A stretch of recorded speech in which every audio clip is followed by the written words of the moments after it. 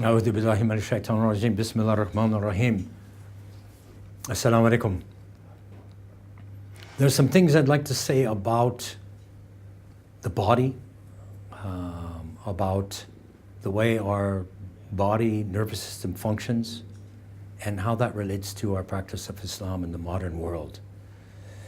My field is natural medicine, and in terms of healing people, that is making them whole, or enabling them to become whole and have an entire kind of integrated sense of the self, and for the body to function in a harmonious way with all of its parts in place. That's an integrity, that's a wholeness. I do what I can to counsel them and enable them to come to the place where they can experience that wholeness and integrity. And one of the things that I see in the modern times in which we live, that we've not fully understood the implications and the impact of modern life on our ability or inability for that to take place. The modern world has been dramatic in its change from what was our history from the time of the revelation and the guidance that our Prophet ﷺ gave us. It's unique in terms of what our history, even previous to that, was, in which we lived, our history in which we lived connected to each other in ways that we are not today, in which we were connected to the animals and the land in a way in which we are not today. And I know that the modern concept and the modern understanding of that is that, well, the technology we live with is neutral. And while it may be neutral on some level, that is in terms of morality and so forth, what we need to understand is how it is not neutral in terms of our own sense of self and lifestyle that's come about as a result from it.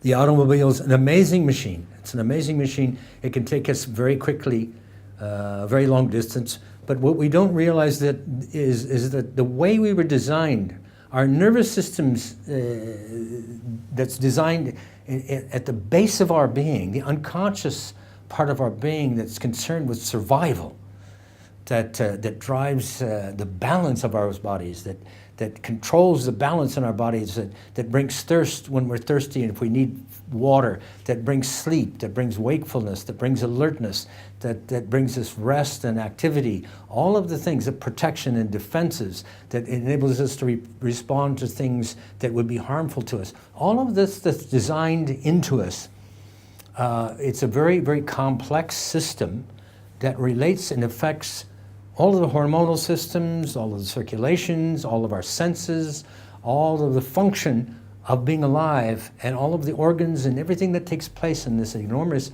extraordinary event, which is the event of being alive, and by Allah's commands at every moment. So what we fail, I believe, to recognize is the implications of, for just the simple example I mentioned, of what it means to travel at 50, 60, 75, 85 high speeds in huge 1,000-pound machines with rubber wheels. We don't understand and we don't recognize fully that that affects our nervous system. The effect of this extraordinary speed means that on an unconscious level, our nervous system is always prepared. It's always ready for that possibility that with one wrong move of that steering wheel, one wrong move of that car in front of us that darts out, one wrong turn, that can mean that we are going to, as one friend of mine used to say, we'd be strawberry jam. You know, that is, we could have a terrible accident. We carry that with us at all times, and it's an unconscious kind of agenda and piece of information that affects the function of how we see, how we hear, what we feel about being alive is. We don't feel secure. Islam, on some level we can say, is the means, or it's the experience of feeling secure, of feeling safe. Ideally, we arrive at a sense of feeling safe by recognizing on some way that Allah holds us, that Allah holds us closer than our mama ever did, that His commands by His angels, that they're carried out at every moment, that is what sustains this extraordinary balance in which we're able to stay alive. We don't die because of the cancer. We don't die, in fact, even because of the accident. We die because this extraordinary balance that Allah sustains at every moment goes so far in one direction or another direction that we cannot sustain life. Our blood either becomes too alkaline or too acid, etc., etc. So ideally we come to a point at which we realize and we recognize and we can begin to feel that we are held by Allah. And that security then can come even if we're in an automobile traveling at high speed, even if we're isolated somewhere and we don't have the family around us that makes us feel secure, even if we don't feel that we're part of a group that makes us feel secure. But this principle of feeling secure, for starters, enables us to naturally live a life in which we feel safe, in which the natural processes can take place. What I have seen through the years as I've practiced medicine is that so much of the illnesses that we suffer from come from an attitude inside. It comes from a sense of insecurity. It comes from emotions that we've not fully expressed and resolved. It comes from so much inside of us and condition of our nervous system. So this unnatural life that we've adopted and that we continue to promote, we must see how that impinges on our ability to be whole, natural, healthy human beings, so that the animal part of our being is intact. We are animals along with being human. We're human animals. And we have, as animals, all of the qualities that animals have designed for Allah to have. We're mammals as well. And so along with that, one of the aspects of that is that we have this extraordinary pattern of life that is ideal for us to live. And like any animal, when the pattern is broken, the illnesses come about. Aberrant behavior. We don't fit any longer. When we do not live as Allah designed us to live, we will not feel whole and complete. Just as the lion, when its pride is broken, it begins to behave in a way that doesn't behoove a lion. Same thing with us. So we have to recognize somehow, for our own health, that we should try to regain some of these things that are natural to us in our style of life, inshallah, as Muslims, and as recognize how important this is for our deen and for our spiritual realities, inshallah. أعوذ بالله من الشيطان الرجيم بسم الله الرحمن الرحيم. Assalamu alaikum. There's something I'd like to say in regards to the work I do with health, with well-being, and with healing. And for me, as a Hakim, I consider the process of healing, that is becoming more whole, of maintaining health or gaining health or recovering health, I consider that to be, I kind of equate several things: growth, recovery, health, spiritual progress.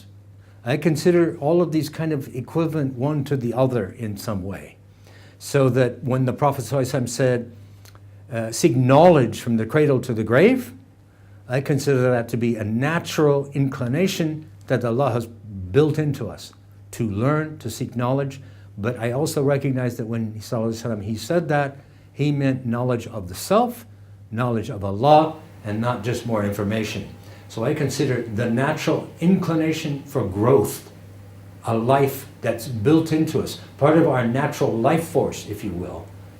That natural inclination to learn and to change to be crucial.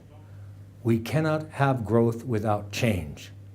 We cannot consider that we've made any advance from a spiritual point of view without change. And I don't mean change that we've added more information to the information that we have within us already. I mean changing our being, changing our character, honing, polishing, and improving who we are and what we are. And improving, by that I mean becoming more genuine, with more sincerity, more honesty, and of more service to people around us, to the world, to our neighbors, to our friends. So in this process of healing, I have with lots of Muslims who come to me, one of the things I've seen that I have such difficulty with, because I see it over and over and over, that is people in these countries that are not Muslim originally, people who have come to these countries, England, the US, and they've come from traditionally Muslim countries, and they bring their culture with them, and that's natural. It's a natural thing to do. But there are times when this culture, there's a confusion. There's an inability to recognize that the children that are growing up in a culture that is not traditional. That's not the culture they came from. So the confusion is, what is culture? What is Islam? What did we bring? What do we sustain? What gets in the way? What do we get out of the way? As a convert to Islam, I recognize that my culture that I came from, which is Southern California, USA, that what I want to bring to my Islam and what I want to find in my Islam is something that will purify my culture. I will take the things that were good from my culture and I will hold them, but I want to essentially move beyond my culture and become Muslim. And in that sense, it doesn't mean going back in time and instilling all those traditional models that were in place in the past, but becoming what is essentially Muslim.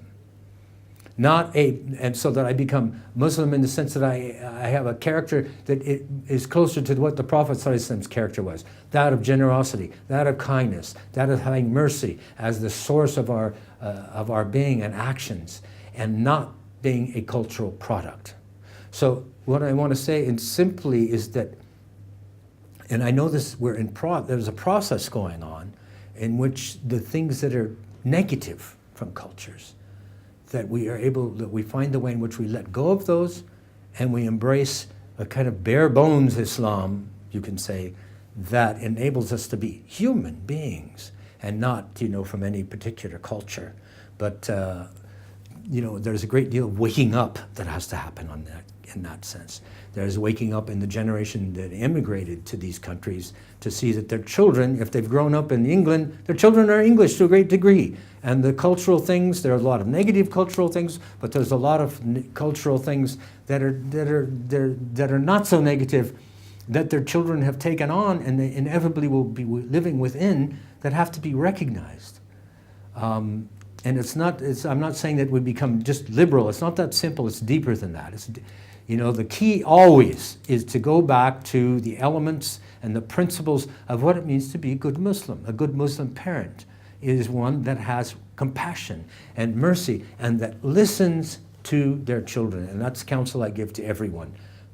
Listen to your children. Don't try to fix it. Don't try to tell them they're right or wrong. Just simply listen, and if you can, hear what they have to say, inshallah.